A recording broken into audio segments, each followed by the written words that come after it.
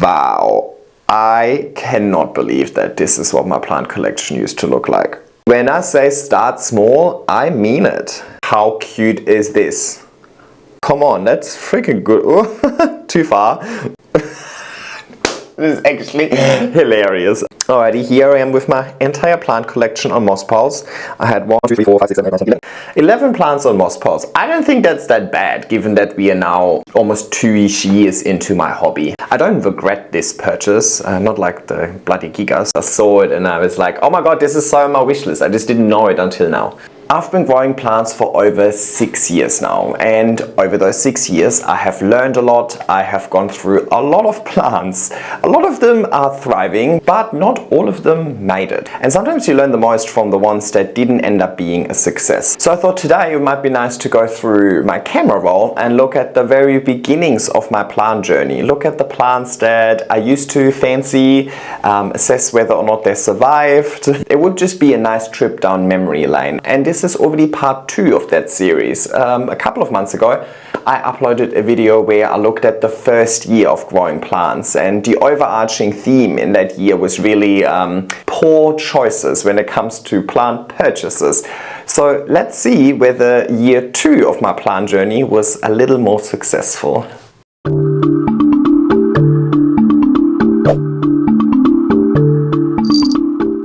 Hey everybody, and welcome back to my YouTube channel. This is part 2 of this video series, and in part 1 we looked at the first year of growing my plants. The idea was actually to look at plants that I killed so we can learn something from it, but going through my camera roll it kind of turned a little bit more into a trip down memory lane, and a lot of you guys in the comments told me that you really enjoyed that too. You enjoyed how relatable that video was and how it very much reminded you of your beginnings of the plant journey. Or a lot of you that might be at the beginning of your plant journey felt very seen, felt like, oh my god, this is exactly how I am right now. So I thought it was really cool, and it was a really nice exercise for me as well to look back at where it all started and really appreciate how much this hobby has evolved over the years for me. So I thought today let's pick up where we left off last time, and we have a look at the second year of growing. The first year of growing was really all about, you know, buying a whole lot of plants. I call it the accumulation phase. I just wanted to buy all the plants in the world. Whether or not I knew anything about them, whether or not I actually fancied growing that plant, I just needed to buy plants. I just had the urge to purchase things. And naturally, if you don't really consider any of your plant purchases, you know, you fall out of love with some plants. Some plants were just never meant to be for the conditions that you have available and so on. There weren't all too many successful plant purchases in that year. There was definitely not much growing. Like, I was very much in the hobby of purchasing plants, not growing plants. So let's see if that changes in year 2 and if I took some learnings from year 1 and did better. We are starting in August 2020, so almost 5 years ago. And I think this is the photo that we left off with, so let's go from here. This was an east-facing window. This is really all the space I had available at the beginning when I first started my plant collection. I was just relying on natural light. I got so little light coming through there because while it was east-facing, I got a little bit of morning sun. There was like a little veranda at the front as well. So it was very dark. That little shelf was like all the space I had at the beginning. I reckon if I would have not moved out of that house, my plant hobby would have never evolved to that extent. That original place was just so dark. Yeah, I mean, here you can see it really, like, it looks so dark. There's a little bit of morning sun trying to come through. I think on the right it looks like I started setting up a grow light and so on, but I would have never gotten the growth out of these plants if it wasn't for moving. So I think, you know, I didn't want to move at that time, but I think it worked out as a blessing in disguise. Oh my god, look how beardy I was. That is very cute. What you see over here is actually the most expensive plant purchase I have ever made. Apart from the queen and this was actually the same price. It was $400 for this. It's a 1 leaf. It was rooted and it had a new shoot. So it was a little cutting of Philodendron gigas, and it was very rare back then. Came out of tissue culture the year after, so I bought this for $400. And I think I don't often regret plant purchases. I think I'm pretty reasonable with my plant purchases, so I don't regret many of them. I regret that I made so many, but not like individual ones where it's just like, that was just so stupid, or I spent so much money. But this one, definitely, I should have just never spent that money on that. But I just had the desire to really have it, and it had thrips. I treated it with Confidor spray, put it in like a little mini greenhouse, and put it just in the window in my new place when I moved. And I didn't realize how intense the sun was going to be in that new place that I moved into, and it just got burnt within like an hour. The combination of, I think, the chemicals, the cloche, or like the little mini greenhouse, and then the direct sun, it literally was just black mush after 1 hour. So I do have a Gigas over there, but that's not actually that original Gigas. That one was actually just a gift from AJ after she found out about my misery. But I definitely regret that plant purchase. That was just stupid, but I mean, look at me. How can you possibly be happier over this ugly leaf? That is crazy. Definitely something I would not do anymore. That is cute. So I was very much here trying to accumulate all of the velvets, as you can see. That is my entire collection of velvets. The biggest one in the background over there is the Gloriosum, which is actually the only one I don't have anymore. This Verrucosum on the bottom left is the Verrucosum you see behind me over there. On the right is the Glorious, which is the big one in the behind me over there. Actually, the Mycans I don't have anymore either. That unfortunately died in my garden. And then we've got the Milano with the little golden leaf, which is somewhere down here behind me. It's crazy to think how many propagations I would have taken of these plants over the years as well. Like just each of those would have probably had 4 or 5 bottom parts through chop and extends by now. Maybe not the Glorious, it grows a little slower. But so many bottom parts, single node cuttings and so on as well. I think that is just one of the main things about this hobby that I really appreciate. It grows. You know what I mean? Like with so many other hobbies, you buy something and then that acid slowly depreciates over time. Let's say you like mountain biking or cycling or whatever. You buy a bicycle and then you use the bicycle, and the second you use it, it's already worth less than what you bought it for. And then the acid just depreciates over time. You don't have that with plants. I mean, yes, you can kill them as well, but if you're growing them well and you choose the right plants, your hobby is actually going to grow, and you potentially can make all of your money back if you then pass on or swap the plants and so on. So I think that is just something that I thought was so great about this hobby, because I have a very ambitious part in me, and I love to buy something and then set myself the challenge of recouping that cost by, you know, propagating it as soon as possible and then selling it. Well, I used to do that. I don't do that anymore so much. I now recoup my costs through content instead. But that was definitely how I accumulated a lot of plants in year 2, and I think we'll see that soon as I go through these as well. It is less buying plants and way more swapping plants, and I've made better connections within the community, and then had plant friends where it's like, I buy this one and you buy this one, we propagate it and we swap, let's go. You know, so I think you will see this very soon. Oh, I love this. This is my Philodendron martianum. I still have this. I have done so little for this plant over the 5 years, and really only over the last year, ever since I grew it outside, it has become one of my favorite plants. I think this is such an underrated plant, and it's so pretty. Caletheia mosaica, I have one of those as well, but that's not that one. That one definitely didn't make it. I think at some stage I put it in my garden. Not in this house, the one before, and then I think it just died over winter. But that was one of the plants that really sparked this hobby for me as well. I remember seeing an ad on Facebook with that mosaica leaf on it, and I was like, hang on, this is what plants look like these days? Like, wow. I remember when I grew up, plants were all like cacti and bonsais. I can get behind this. This is my little Philodendron verrucosum just starting its journey up the pole. I mean, by now it is very mature, and I have had so many propagations about this plant. I know at some stage, probably not within this year, there's going to be this video coming up where I just cut it in like, I think 25 bits or so. It was the most expensive plant at the time when I bought it. I think I spent 150 bucks on it. It was the most expensive plant in that whole pop-up shop. I was like, I need it, but I have sold so many cuttings. At the end of the day, I only need to sell 6 cuttings for 25 bucks to recoup that cost. Another reason why I really much enjoyed growing on moss pots very early on, because it gave me the ability to propagate my plant as early as possible to not just recoup the cost, but then also to multi-plant. So that I learned really early on. I just never had this moment where I was like, I'm so afraid of cutting my plants. I always thought that cutting plants is really the only option to get more plants eventually, right? I think a lot of people, especially at the beginning of their plant hobby, they're like so void, they don't want to ruin their progress. But you're not ruining your progress, you're just setting yourself up for success, right? Yeah, here as well, then I started cutting my Milano up, yep, over here.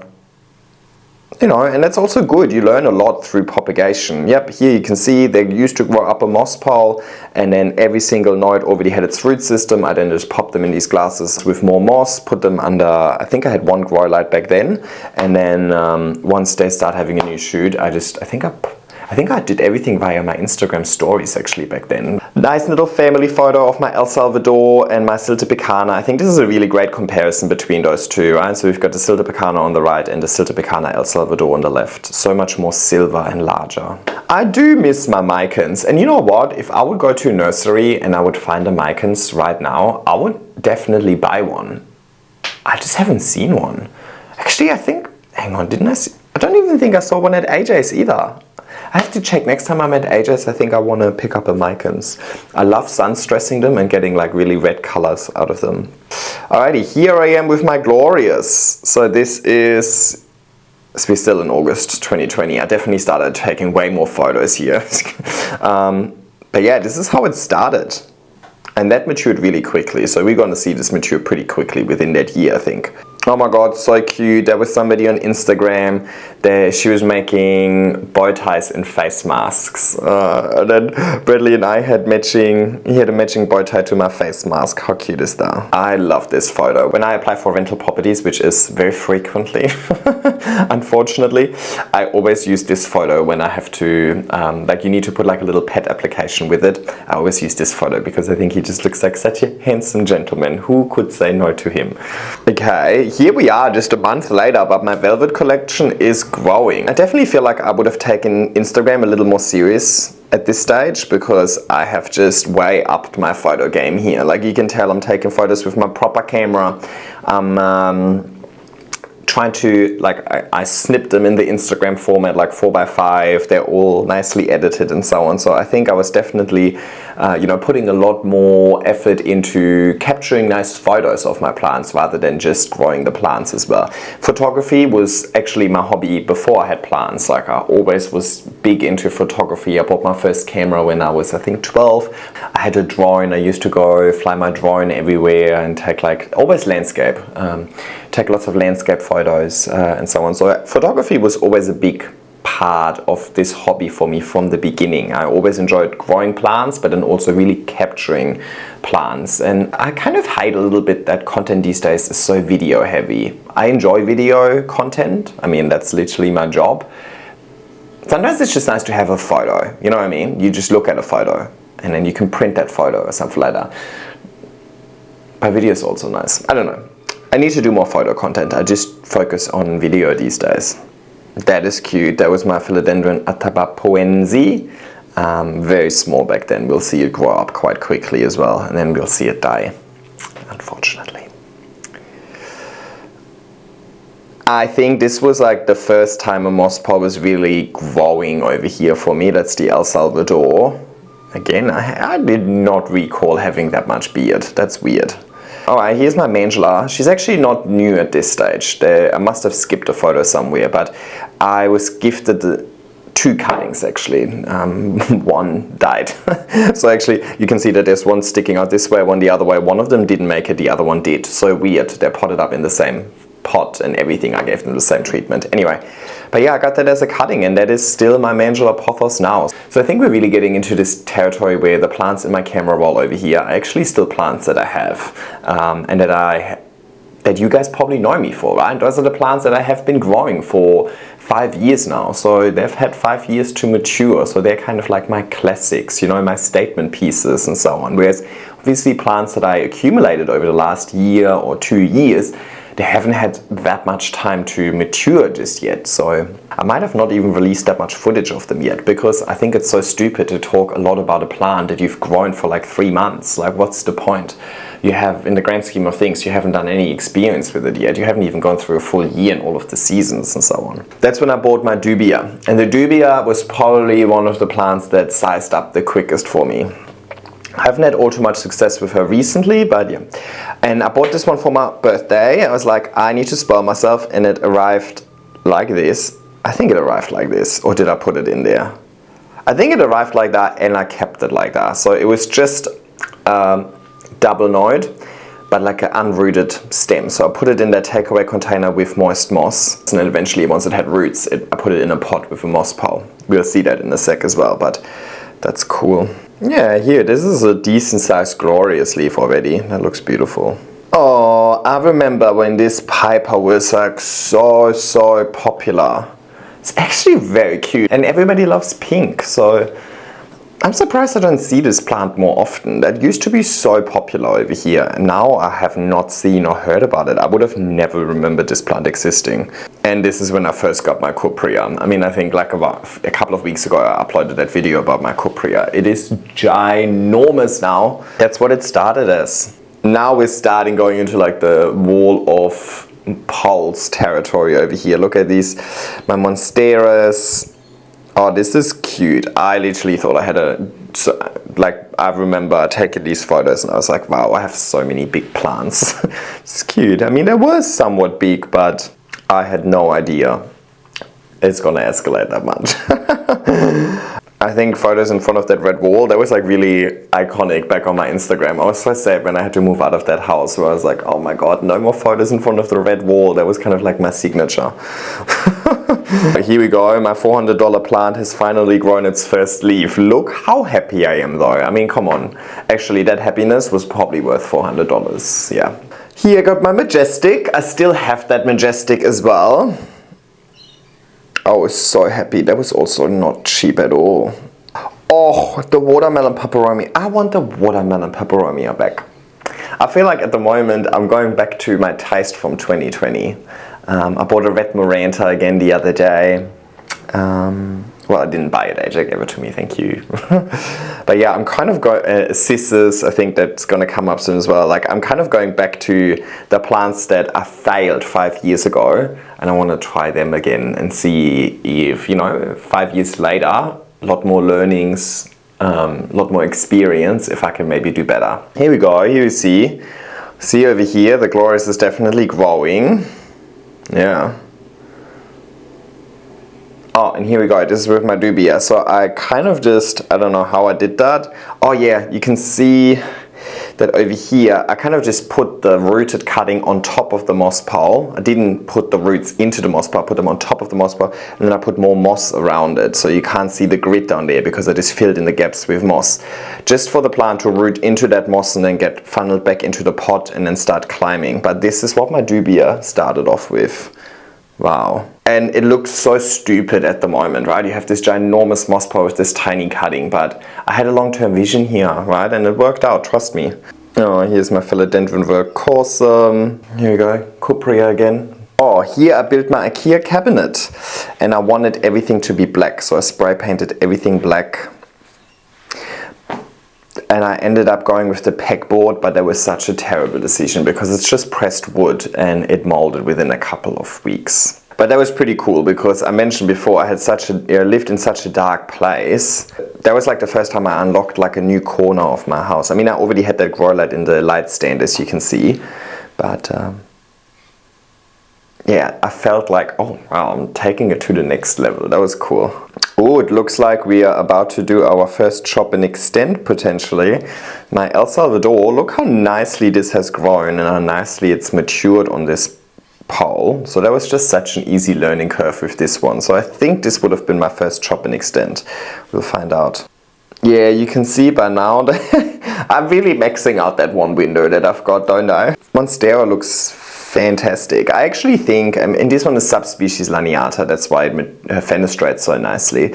But I think a juvenile Adansonia also looks really, really good on a pole, but it needs to be lush. Like, you can't just have one vine on there. It needs to be at least like 3 or 4, I reckon. My IKEA cabinet, and yeah, see, this is where I then started having all of my cuttings, like my Milanos, my Vericosums and so on, so that I can sell and swap with friends. Philodendron Mame, the craziest spider mite magnet ever. It's worse than Vericosum. Don't get it. Oh my god, nobody's ever been so proud.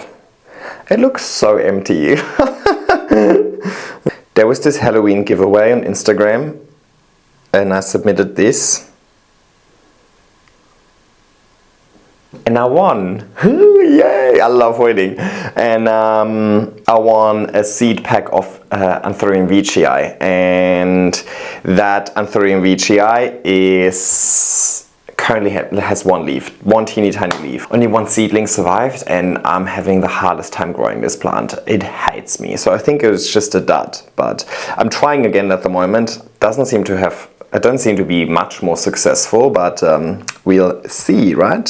So it looks like over here I then took a top cutting of my El Salvador, and I think I propagated this and wanted to put it back into the pot. I think I wanted to duplicate what I've done with the Adansonia, with the El Salvador. With the Adansonia, I actually had a 4-node cutting, and I propagated it. I cut it, propagated it, and then put it on the pole first. And I think I should have done that with the El Salvador as well. I think the earlier you can propagate, the earlier you can have multiple plants growing, the earlier you're gonna have lushness, right? If you just let one plant grow, well, you're not really optimizing it. But at the end of the day, it's also not about just making it as efficient and effective as possible. Do whatever you enjoy, but I think that's really when I realized I like propagation a lot. Yep, here we go, I put them in there, and I remember feeling so worried about it and feeling so sad that I actually just cut off the biggest leaves of my pole. But you know, like, I think that is also something that I've learned over the years, where it's like, yes, you will at times set back your plant. Like my Milano, for example, a few months ago, it looked so good, it just reached the top of the moss pole. But the bottom part was slowly getting really empty. So I have to do something about it eventually, right? It can't look like that forever. It's gonna change. It's just, is it gonna change for the better or for the worse? So it's not gonna change for the better by itself. You know, like, it's gonna reach the top of the pole, and then what?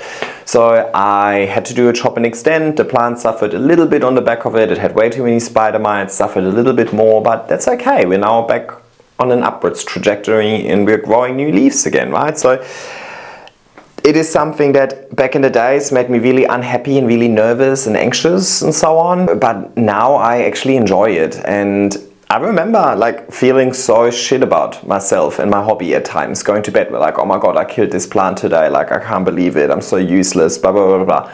Beat myself up over things that are so incredibly irrelevant. This is supposed to be fun. This is supposed to be a hobby that I enjoy, that I do to get away from my day-to-day life. As soon as that clicked in my head, and I think that clicked pretty early on in my journey, luckily, as you can see, I just had a much better time with my growing journey, and I just enjoyed it much more.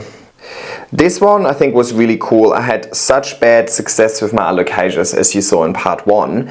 I ended up putting them all in one pot, and I just put it outside. Back then it was a bit stupid because I actually planted them all in one pot, right? I learned that some will outgrow the others and so on, so it is smarter to actually have them individually potted and then just put them in the big planter for decorational purposes. But as soon as I started putting alocasias in my garden, they ended up thriving so much more. They weren't just floppy, they weren't just constant spider mite magnets and so on. So that's the moment I realized, okay, alocasias are just not gonna be it growing indoors. Yep, that's when I was hooked on moss poles quite clearly. I was like, let's do more. Oh, remember this one? That actually grew so well for me, and it flowered, and I had many seeds, and I think I gave them to AJ. AJ, did the seeds ever survive? I doubt it, right? I would have seen them in the last 4 years, but I don't even remember what it's called. I think we just called it a butterfly plant. I've never heard of this plant ever again after this. But that one was actually a bit like unusual. Oh nice, look, here's my dubia growing its first leaf over there, teeny tiny, but it's growing. The Gigas is growing its first normal leaf over here as well. You can already see it had thrips there. So, and my Melanoi I reset and put on a new pole. The previous one was too skinny. So this one is really like the humble beginnings part, right? Like I started all of my poles with really small cuttings, so that they were as affordable as they could be at the time. The prices were through the roof still. And obviously I also didn't have that much space, and it's more fun that way, right? Overall, my wall of aeroids is really filling in over here, right? I mean, they didn't stay out there. I took them out there for photos. And I'm air layering my verrucosum over here. You can see I have like a little Ziploc bag with moss around that top node that has already grown off of the moss pole. Now what I've done here is actually, you can see I've air layered the top 2 nodes. And eventually I stopped doing that. Because it already grew on a moss pole, I wanted to air layer it further because, well, just one side of the node touches the moss, right? So I thought, well, why don't I get roots to grow 360 degrees around the node, and then I chop it so the plant has even more roots, which obviously is good and which probably makes sense to continuously do as well. I just thought the plastic was so hideous. And eventually I tried doing it without further air layering it, and the root system within the moss pole was just fine. So I stopped doing that. But that was the first, I have not had a chop and extend done back then. So I was a little more conservative and wanted to air layer on top of the moss pole. Here we can see this really around, actually more than just the top 2 nodes, the top 3 nodes. So yeah, I just put a little bag with like a little cling film with moss and so on, and air layered that, but it just looks so terrible, you know. I was like, I'm not going to do this unless I absolutely have to, and I noticed that I don't have to do that, so I don't air layer. Yeah, have a look at this. Actually, the top, I think I'd air layered every node. Oh, good on me. At least if I do something, I do it right, huh? Oh, and this one was my first proper anthurium purchase. I mean, I think at this stage I've only had the seeds of Veitchii somewhere. Obviously they're not growing, so I bought these ones, and no, they were not 55 cents. They were actually really expensive as well. Anthuriums were crazy rare back then, and we didn't have all these hobby growers that are making their own hybrids and so on. It was very, very hard to get your hands on an anthurium. Like Clarinervium, that was available in Europe really cheap, was like unheard of over here, or not unheard of, like you literally set you back thousands of dollars. Nowadays we have so many, because so many people have created their own hybrids and they came out of tissue culture and so on, right? Like, I mean, where there's demand, eventually the supply will catch up. But back then I think I paid $250 each for these, so you know, didn't make the best calls back then, but I needed it. And what I've done here is I put one in my window and one in my IKEA greenhouse cabinet, just to experiment with growing conditions a little bit, right? So I see, okay, first time growing an anthurium, what's the anthurium gonna like? Okay, then I got more seeds over here. I remember there used to be this auction page on Instagram, the Mellow Pot, and you just have to comment sold. Like she posts something and you need to, the first person to comment sold gets it. And you had to be within the first 2 to 3 seconds of this being posted to actually be the first. That was wild, like wild. That's the mother plant of those seeds, and I think I only have one left somewhere. Alrighty, so here I then, look, I chopped it after air layering, so there should be some roots in a little bag, and then I took that and I potted it on a new moss pole. I'm pretty sure eventually I added a few more cuttings into this display as well. I didn't just stay one. I think I had 3 in there eventually. And then I had all the other nodes cut into single node cuttings. So this is already the second time that I'm cutting up this plant. And I've only had this for 11 months at this stage. So I was not shy chopping my plants quite clearly. That's what I mean. Like, you have, like, honestly, I don't think you quite understand how many times I chopped my verrucosum and how many cuttings I've had of this plant over the years. And I've had really good success with it. I mean, look at that. My entire IKEA cabinet basically just turned into a verrucosum nursery. Then I had the desire to buy all the Marantas in the world. I have now the desire to buy all the Marantas in the world again. I just popped them in my garden and some of them didn't make it, unfortunately. Spider mites is just really my biggest concern with Marantas. Here are my Scindapsus, these two, the silver, the Agureus on the left and the silver lady on the right, and I still have those two as well. And I still love them, and I have done so little for them in those 5 years. I still have this Maranta as well. It's my favorite one. It's just in the garden and it just goes dormant over winter, and then every summer it comes back phenomenally. Very, very beautiful. And if you sun stress this one a little bit, it gets almost like a little purple, which is really nice. Okay, here I'm like really surrounded by plants now, right? We're getting somewhere. So definitely there was way less new additions to the collection, probably also because I ran out of space. But I was much more focused on perfecting my craft, right? I learned a lot more about moss poles. I made a lot more moss poles. I air layered, propagated, double planted moss poles. I clearly must have done some extensions of moss poles over here in between. I would have soon done my first chop and extend and so on. So it's really more about perfecting the skill of growing plants than collecting and purchasing plants over here. So I really love that journey for me. Yeah, look at the glorious over here. You can really see how it started off with a few ugly manky leaves, but we're getting there. And the reason I believe why this one is maturing so quickly is because when I got it, it actually came off a really thick stem piece. So yeah, it was a thick unrooted piece of stem. Yes, the first leaf that came out of it was tiny, but the thicker the stem you use to propagate the plant with, the faster it will mature from my experience. Oh, look at my Oxalis over there. I actually never wanted the Oxalis. I was gifted the Oxalis and I was like, okay, it's for free, I'll take it. And it took me like 2 or 3 years to really appreciate it. Splendid made it into my collection. There was a present from a very good plant friend and he swapped an elbow cutting for this. And I remember that at the time, they wanted $750 for this cutting of Philodendron Splendid.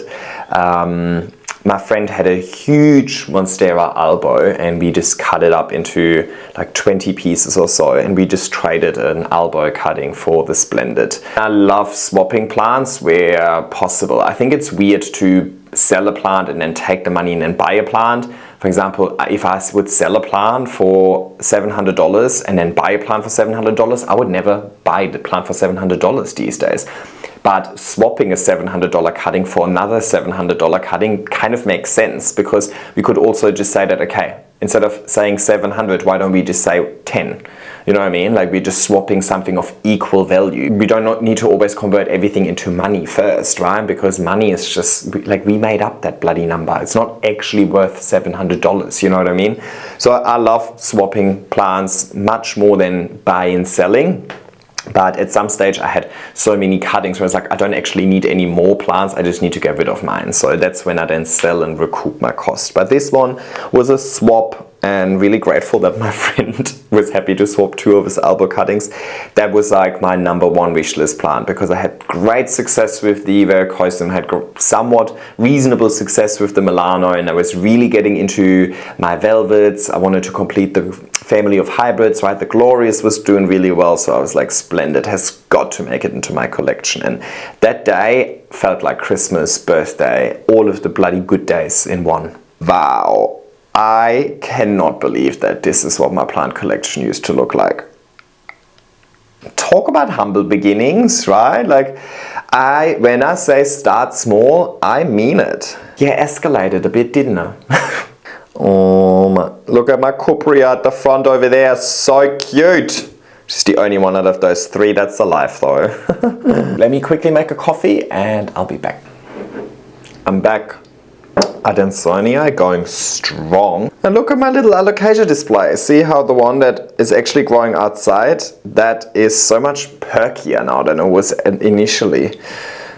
That really worked a treat. Every Saturday I would go and take all of my plants onto that little veranda, and then I would spray them with that big sprayer, and then once they're moist, and I would pour some water down the poles as well. Now I did that every Saturday because I had a job Monday to Friday that kept me pretty busy, so I didn't really have that much time during the week to do that. So Saturday morning was kind of like my watering day. That's obviously not ideal, like the plants don't follow that schedule, specifically not not all year round, right? There might be a few weeks of the year where it actually works, watering them once a week, but often that does not work, especially like how can you have the same watering schedule in winter and in summer and so on? Obviously it doesn't work, but it used to work for me. But I think over here what was saving me is that all of my plants were really small but on quite large poles. So when I water the full pole over the course of the week, it slowly starts drying out from the top down, right? So the top is crunchy after maybe day 2, and then day 3, the middle is maybe crunchy after day 4, but the bottom of the pole, the part that the plant is currently attached to, isn't going to be crunchy till the end of the week, right? So that kind of, I think, worked really well for me. And I've done that Saturday watering for years. You know, I really only changed once I had a lot of plants where I physically couldn't actually get all the watering done in just one day. Specifically when I had that apartment where I had to take everything into the bathtub and so on. Didn't have a big garden where I just can put them all outside at once. I had to do it in like stages, right?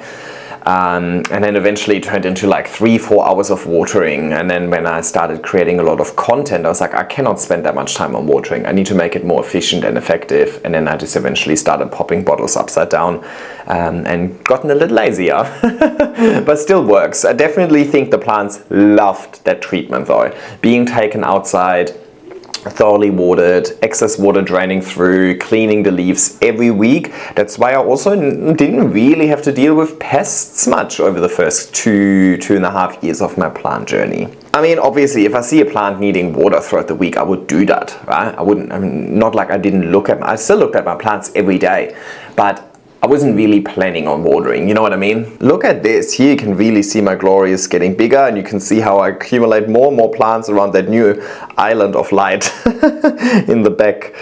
Yeah, and this is, I think it was something with Christopel, something like that. See, it flowered heaps and I had so many seeds eventually. Here we go, Scissors. I remember his name is, oh my god. Oh.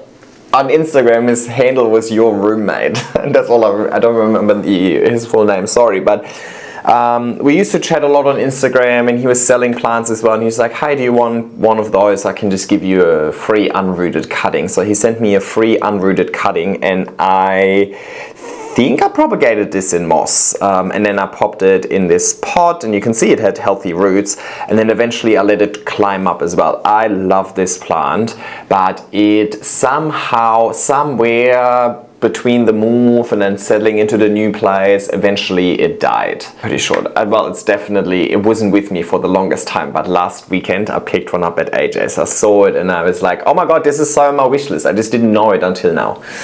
So I picked one up. Here you see the dubia starting its journey, and you can see that first leaf after the propagation was really, really small. That was to be expected.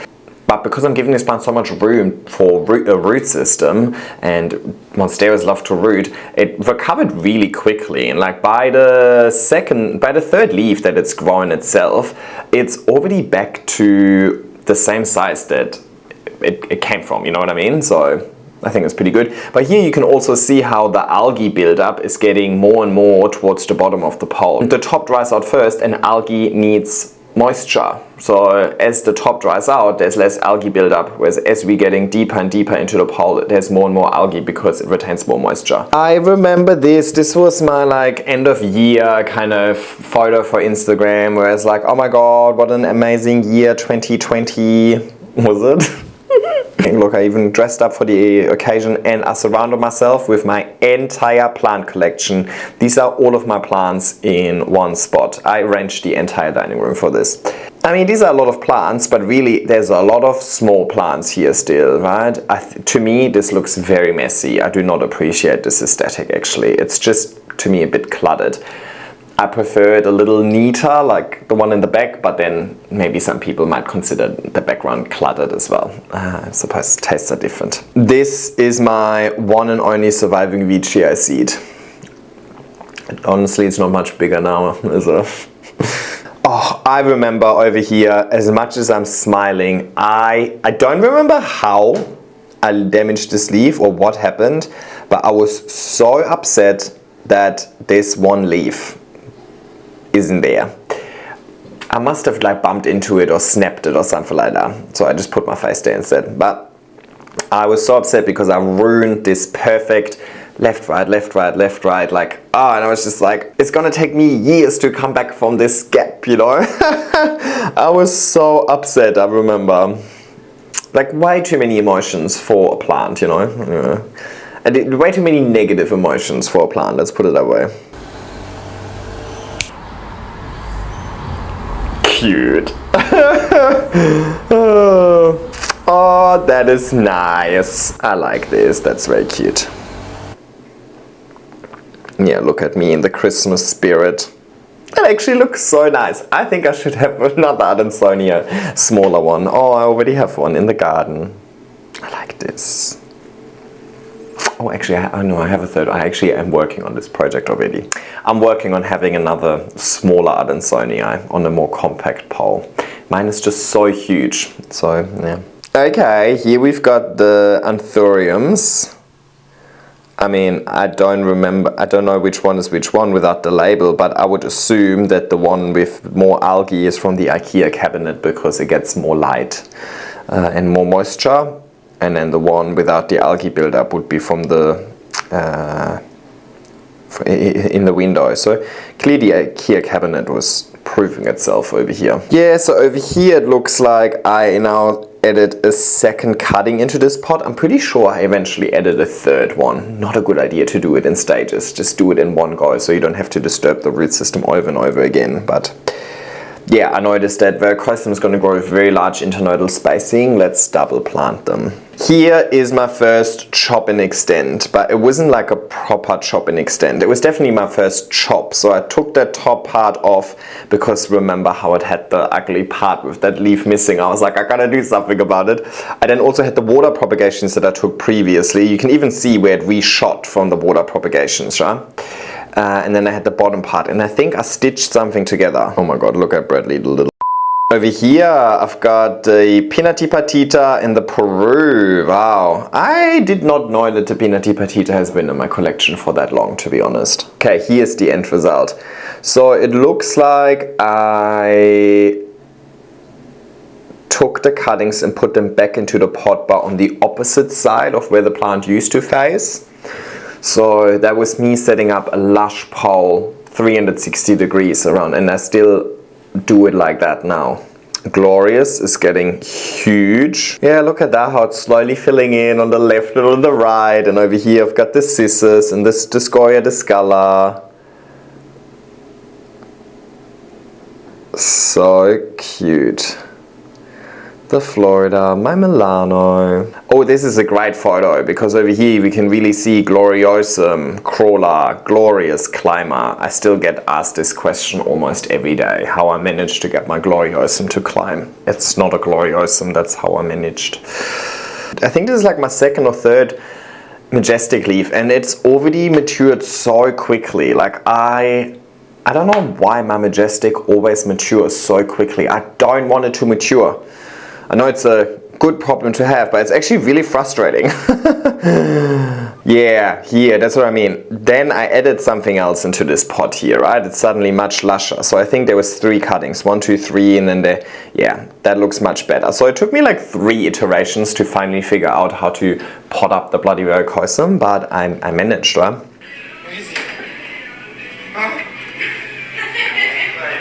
That's Brad's brother, Max. And I actually spoke about this with my mom yesterday. As much as I hate that Max unfortunately passed away, Max was trouble. Max was like the explorer, you know. Max was the, oh, can I nibble on this? Can I jump on here? Can I push this down? Can I explore this? Like, he was very curious, very, you know, a troublemaker basically. So I think he died the year before already, so this is an old video, I think. I really only started having plants indoors after Max passed away because these are, you know, toxic or poisonous to cats. Brad just doesn't care most of the time. Only when he really wants my attention, he might like nibble on a plant, but it's more to grab my attention rather than to actually nibble and eat the plant. But Max could not be trusted, so It's obviously a sad story, but if it wasn't for Max dying, I don't think I would have ever gotten into this hobby as much as I did. And I think also, you know, it helped me get over my grief.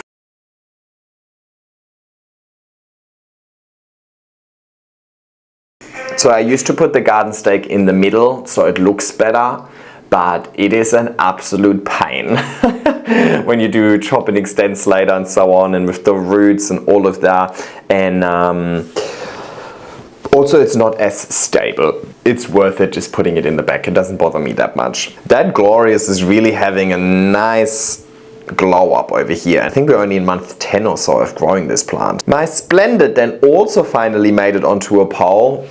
I chopped it recently, so it's quite small now, but I mean, my Splendid has been huge for years now.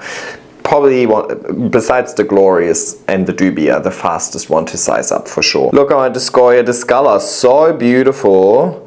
Or even when it's small, it's just such a beautiful plant. I love this. And look at my Anthurium. This is, by the way, it was sold to me as wild crystallinum, so I believe it's called wild because we just don't know what it was pollinated with, but it's not a pure species.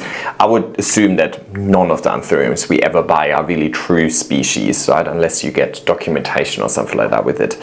Anyway, this is the plant. This is my first Anthurium that I grew, and this is the first Anthurium that I pollinated and germinated the seeds and so on. This ultimately turned into all of my crazy rubbish. So it was again a plant purchase that was quite expensive, I mentioned that earlier, but I made so many learnings with this plant purchase. I learned about, you know, the difference between growing in the IKEA cabinet versus in the window just with natural light. I learned more about Anthuriums. I learned more about having this little layer of moss on top, you know. I learned about Anthurium pollination, germination, growing seedlings, all of that, right? So at the end of the day, that was money well spent. Could I have done the learning with a different plant? Yes. Was that available at the time? No. So I don't regret this purchase, not like the bloody gigas, but yeah. Would I do it again? No. But I'm glad I did it back then. Alrighty, here I am with my entire plant collection on moss piles. I had 1, 2, 3, 4, 5, 6, 7, 8, 9, 10, 11. 11 plants on moss piles. I don't think that's that bad, given that we are now almost 2-ish years into my hobby, right? I mean, I think it was very ambitious to start with like Milanos and Verrucosums straight away, but it's not like I sat down on one weekend and I made 25 plants and I put 25 plants on poles without ever having had one, right? So by now I already have a few years of experience. You've seen, I've had experience with propagation, with air layering, with chopping, with extending and so on. And I'm now confident to start more and more plants on moss poles when they're really young. So it wasn't like a one-day thing, right? It was like a gradual accumulation of plants, but not as crazy as in year one where I just bought everything. This year I'm much more selective with the plants and I have a strategy in mind. I know exactly what plants I want to buy and I know exactly what I want to do with them. I want to put them on moss poles, so I'm choosing climbers, I'm choosing velvets, I'm choosing monsteras, right? So I'm much more selective, and I also got most of these plants through swapping rather than actually just going to a nursery. So I'm seeking out specific plants like the Majestic, like the Splendid, because those are plants that I want. I've already vetted them. I already know that I like them, rather than just going to the nursery and being like, I just want to buy something, so let's see what they've got in stock, right? I think very different mindset, more deliberate, and as a result of that, I think also more success. Obviously also backed up by all of the lessons from my failures. Look at me, like I did like full-on photo shoots with my plants, with like, let's put a little bit of mist in the background and the lighting and all of that. Good on me. That's a cute hobby. I like it. It's nice.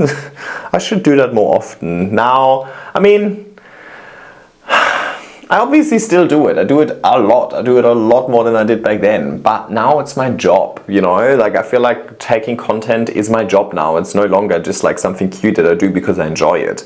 It's like, yeah, I need to do it. Otherwise, I'm going to be homeless.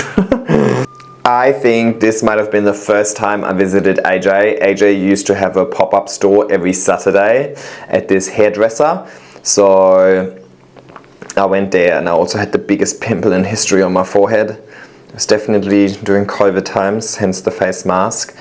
And I got this one, which I also don't have anymore. Lindenia or something like that. Here we go. Yeah, this one. Wow. Here I've got my first fenestration on my Silta picana. That's a little milestone, isn't it? And Adansonia is looking good there. Here I was so proud of my elbow growing on this piece of iron bark.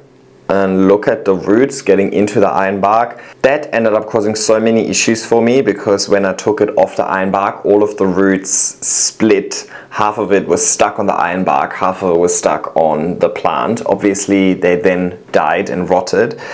And then I had all of these unrooted cuttings and so many of them just rotted away, which was not what I wanted. Back then they were still very expensive as well, and I was really planning on swapping a few cuttings for some really nice plants, but most of them didn't survive. And that's when I was really kicking myself for like, why did I not put this plant on a moss pole? I could have had such an easy time propagating this plant because it would have already been air layered and I could have swapped it and got all of these amazing plants into my collection. So that's the moment where I was like, screw you, ironbark.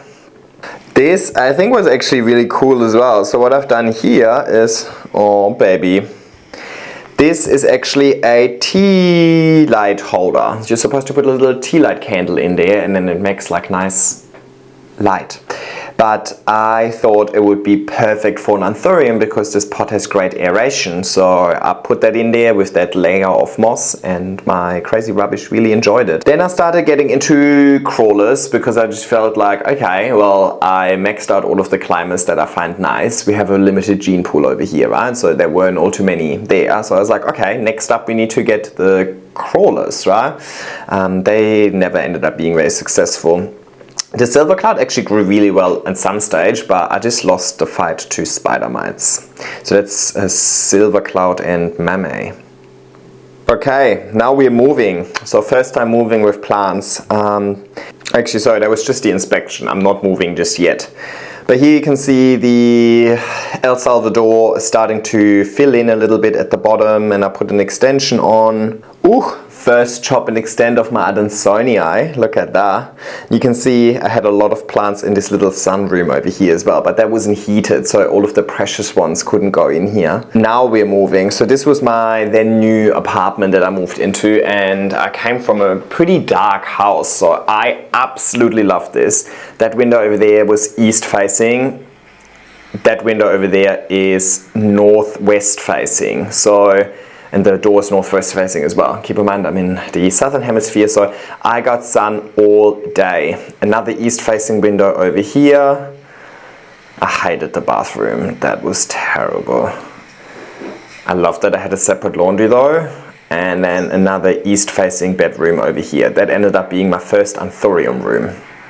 That place was just, I had so much space and I had so much space with so much light. Like in winter when the sun is low, the sun would literally come through this northwest facing window and hit the wall on this side of the house. Like the whole room would be drenched in sunlight. In the morning, the sunrise would come through this window. Fabulous. And you can see it's pretty unobstructed, right? Like there's nothing in front of my window. There's not even like a little awning or something like that. That already makes a huge difference to the light you get in there. So that was really when I think my plant hobby really exploded, because I had all of the plants and I had them all already grown on moss poles, so they had all of the roots, they really had all of the potential. And then with the move into this house, I improved the conditions, specifically improved the light that they're receiving, and all of my plants absolutely exploded. I think from here on, we will see a lot of amazing growth. Plus I had more places to display them and make them look nice. I mean, look at this, it looks so good. Look, this is when I had my first little wall of aeroids where I can actually see the plants, right? In my old place, they were in the window and I always just look at the back of them. Over here, I was able to put them against the wall and then the sunrise just beams through it. I actually missed this apartment. It didn't look that good, but once I filled it with my stuff, then it looked good, I think. Like, look at these plants. Oh, I'm so happy. And it was also just down the road from my old house. So some of the bigger poles, and I thought back then they were so big. In hindsight, I was like, it would have been so easy that move back then compared to moving some of my plants now. I just walked my big plants over to the new house, so it was really easy. My Vitarifolium joins the collection. I think it has 3 heads already here. My Epipremnum pinnatum variegata joins the collection. Again, I think over here I would have already propagated this into 2 or 3 bits before putting it on a moss pole. So I really learned from that journey with the Veracruzum, for example. It's like, instead of taking a year to come to the conclusion that, oh my god, maybe I should multi-plant this, let's do it straight away so I can set that up on the pole and then have success with it. And this plant is still growing in my garden and it's thriving. Yeah, this was my Anthurium collection by then. I had the big crystallinum, and then I had lots and lots of small plants. Again, they were all small and I all put them in the IKEA cabinet, and I absolutely love this apartment, and the view is just having a view. I hate that about living in a house. Like when I look out this window over here, I just see the street and I see construction workers walking past, and that's about it. School kids at 3 o'clock, you know. I miss being like really high up. It was top level, so I had nobody above me. I was just like looking down into this beautiful valley full of nature, beautiful sunsets, beautiful even storms rolling in, rainbows. I really miss sitting on that balcony, but you can't have everything. Instead, I've got a garden, right? Mandula growing really, really slow here, right? I mean, wow. But look at the background, it's growing nicely. Over here I got some syngoniums. I don't think the velvet syngonium, Vendela, is alive, but the other one is in my garden. Yeah, over here, it's a month after moving into this house. And it obviously looks quite dark in this photo, but I think my plants have grown so much since I moved there. My IKEA cabinet is definitely filling in. Look at my Discoides Scala on the right, having a phenomenal first year. Cupria, oh my god, so cute. My Scindapsus. So now I feel like a lot of these plants that are there, like I still have them. I've gotten better at keeping the plants that I choose alive and or choosing the right plants. Yeah, see over here I chopped them into single nodes and then I tried to rip them off the iron bark and it did not work. That was so sad. Yeah, here, see, like it was really hard, and I made it wet as well. Like I didn't try and rip it out of there when it was dry. See how like the roots all just got ripped in half, and then obviously they rot. So that's really unfortunate. That one wasn't even single node cutting. At least I had this one root air layered over here. Yep, and here's when you take the bag off, you can see how all that aerial root has then grown lots and lots of little water roots. My black velvet looked so good back then. Oh, I need to get back to that glory. Glorious, growing really nicely. By now we are 1 year from getting that stem cutting. I think that's pretty good. My Milano also filled in nicely. Definitely didn't size up much, right? It didn't size up. It took like a few years to really size up. But it's looking really nice and lush, and it's actually really nice compact pole. I like this display. Another nice comparison between the El Salvador and the Siltepecana. Very clear difference here. Like these are the sort of sunsets I got from this house. Oh my god, look at this. My Splendid is doing really nicely over here. And look at my dubia. Look at that continuous increase in leaves. So I love a good juvenile dubia. If it has this shingling pattern, I think it looks so stunning. Remember how we started off this video with my collection of velvets? And look at my collection of velvets now, right? Definitely getting there. This was honestly the best. Waking up with a little baby in my bed and then the sunrise hitting my plants. I love that. Yay, this is when AJ gave me my replacement gigas. So yes, it was not even been a year and the price went down a lot very quickly thanks to yours truly tissue culture. And we still have it here. Thank you, AJ. Put my Atabapoense on the moss pole. That also then escalated really quickly. Here's my little Anthurium collection. I think this one is the closest sinus one. I still have this. The variegated one is struggling. Don't remember which one this is, but I definitely still have it. I don't think I lost many Anthuriums. I lost a lot of alocasias though. Yeah, again here, look at how big this Majestic has gotten and how quickly matured within 4 leaves. 5 leaves, there's one hidden there. I mean, it's nice. I wanted that at the time, but now I know that that's actually not what I wanted. Oh my god, I can't believe I just found this photo. How cute is this? Oh, baby. That is like phone wallpaper material. And look at the moss poles in the background. Oh my god, look at him. He's putting on a show for us. So pretty. Looking good. And I remember how everybody on Instagram was so shocked that the pot is so incredibly tiny. There was so much moss in that moss pole. Look how pretty this looks.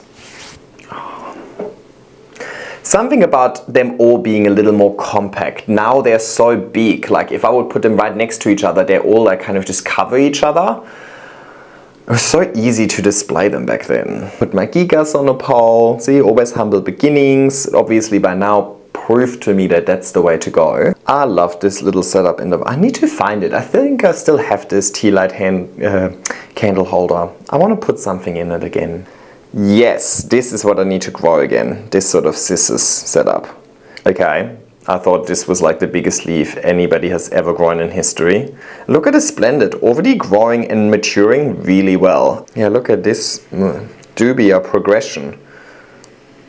I just love when you can see the whole journey of a plant within one pole, from really juvenile to now a teenager, and we're gonna get to maturity in a sec. Very cosm looking, amazing. Look at this. How neat and nice. Oh, I want that back. It looks so messy now in the background because they're all so big. I mean, I'm bitching and moaning on a high level over here, but I don't know. There's something about having these really nice compact poles that makes me miss it. You always want what you don't have, you know what I mean? I think that is just human nature. I'm obviously very, very happy with what I've got here. Alrighty, I think then over here I really started getting into reels. Look at this video. Look at the transition. That was pretty smooth. There was like, I remember Timmy and I think that took Timmy and I probably 4 hours to film and edit. I was so new to it, but it was really fun trying something different. Oh, here I got my queen. That was the most expensive plant purchase. Well, on par with the gigas, but I think I got a much better deal here. And I remember I was like 1 millisecond faster than the second comment sold. My majestic looking good, really good there. I wanted to look like this again. I just don't know how to achieve that at the moment. I don't know what I did back then that I don't do now. I don't know, but how good does it look? And look at that, that's my Monstera collection. That would all be 180 centimeter poles. So substantial. Look at that, look how big they now are. And it's been 3 months of living at that new place. I think that's a substantial difference to what they looked like when I first moved in there. And the only thing that's changed is light, so much more light. Okay, then I started getting silly with my reels. That's obviously, I would take the carpet away, the table away, just to film a video there. Is that the end result at least? Where's the end result? Where's the end result of this? That's actually pretty cool. Yeah, so Timmy helped me with this, and you can see it actually happening right there. So Timmy was behind the camera, and he put a piece of glass in front of the camera. So I'm actually spraying water on that piece of glass, and then because it has water droplets on it, he actually slides it. See how there, you can hardly see it. He then slides the piece of glass away from the lens. Hey, we were creative though, come on, that's freaking good. Oh, too far. This is actually hilarious, I love that. I will repost this. Look at this, I'm so proud. So proud. The lighting in that place was so good for taking photos. Look at it there. Yeah, I need this to look, I need this back in my life. I mean, how pretty is it when the morning sun just hits it? Look at these crazy clouds. Telling you, I missed this. Okay, here the verrucosum is looking very good. And the back is looking very good. I love this photo of Bradley. So cute. Look at the verrucosum in the morning sun. And here, you have no idea how happy I was that moment. My first fenestration on Monstera dubia. Here we're redoing that family photo. This is not all of the plants. I just chose the plants that looked good there. And I think we're getting somewhere. It's still very lush, obviously, but it looks less. There's a few less plants, but each plant is a little bit nicer, right? So it's not just quantity over here. We're slowly getting into the quality aspect as well. Okay, so my Adansonia is looking amazing there, but this is definitely lockdown hair. And here we are, lockdown hair. This is embarrassing. But look at the Monstera dubia. This is what I mean. Like, you can see it from the teeny tiny leaf down there all the way to this big leaf with its first fenestration, and it's still in that 14 centimeter pot. So all of the root magic would happen within the pole. Look at that. That is nice. So much nicer, and it's just so nice that I can put them against the wall and look at them rather than looking at the back of them, right? So I think that's really when I started, because I had more space and more suitable space, I was really able to rearrange a little bit more and make it look good rather than just cramping plants in there. And I have to say, I also really enjoyed just having my own space just by myself, no housemates. And I always rearrange, would the couch look better there or there, and I would rearrange the plants non-stop and all of these things. And I just really enjoyed that. I'm very house proud. I love rearranging. I love moving things around. So that place just gave me so much freedom and flexibility. I had a blast. I absolutely loved this. Alrighty, and here we are back in August. And I think this is maybe a good photo to end today's video. That was just 1 year. We started with a photo of my Monstera collection and we end with a photo of my Monstera collection. I feel like reviewing this year wasn't as much fun as reviewing year one because it was kind of the same plants, just steadily growing. Which obviously is what you want from a grower's perspective, but there wasn't all too many casualties and crazy learnings or like, you know, disastrous stories and so on. It was very much just like I very much fine-tuned what I want, what I like, perfected my methods in making moss poles, watering moss poles, extending, chopping, potting up, displaying plants. I think I got much better at displaying plants and making them look good, really using them as artworks in my house and filling these big empty walls just with moss poles. So I think I learned a lot in that second year, but I learned a lot because I was somewhat successful, whereas I think in the first year I learned a lot by trial and error, but mainly the error part. And I think I obviously had to go through that first year to get to the second year. I had to learn which plants I actually enjoy growing, and I made these learnings in year one. I learned that I like growing velvet philodendron and monsteras on moss poles, and then in year two I just followed through and perfected that. And guess what happens in year three? I think in year three my plants are absolutely exploding. If you enjoyed this video, let me know in the comments down below, and I can do a part 3 where we're going through the third year of growing, where I'm going to stay in this amazing apartment with all of that sun for the whole 12 months. Year 3 is really where things went really well for me. So yeah, can't miss out on that one, but you guys let me know in the comments down below. I hope you enjoyed this video. I know on the back of the first video a lot of people said it was really relatable, and it's nice to see that my story about my plant journey is very similar to other people. It was a really nice trip down memory lane for myself, and I enjoyed that you enjoyed it as well. So I hope you also enjoyed this video, and I hope I don't need to say the word enjoy anymore. Let me know in the comments down below if you did. Please also give this video a thumbs up, subscribe to my channel if you haven't already, click that bell so you get a notification every time I upload, and hopefully I'll see you in my next video.